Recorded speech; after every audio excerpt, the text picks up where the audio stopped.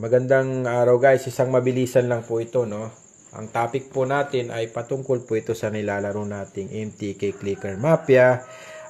May nagtatanong po kasi na tropa natin, no? Bakit daw ang bilis ko makapag-farm dito, no? As you can see nga, meron akong 1 million coins, no? Ang ginawa ko lang dito guys ay nag-upgrade lang ako ng nag-upgrade, no? In-upgrade ko yung top upgrade, max energy at top multiplier. Ang talagang sikreto po talaga dito guys ay yung profit per hour, no? Kailangan po nating i-upgrade yon. Mag-upgrade lang po kayo ng mag-upgrade dyan. Ubusin nyo po yung coins nyo kaka-upgrade dyan. Dahil babalik at babalik din naman po yung coins na yan sa inyo at magmumultiple pa. Ibig sabihin mas lalaki pa, no? Dyan muna po kayo mag-focus sa profit per hour. And then mag-update din po kayo araw-araw. Ubusin din nyo rin yung energy sa kakatap nyo, no?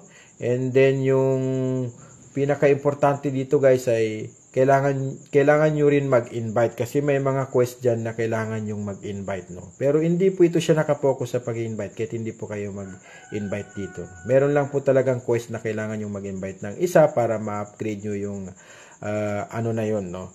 Yung quest na yon. Guys, ayun na nga, no? Sa profit per hour po tayo magpase. Mag-focus muna kayo doon, upgrade lang po ng upgrade. Ubusin nyo lahat ng coins nyo doon. Hanggang dito na lang guys. Salamat.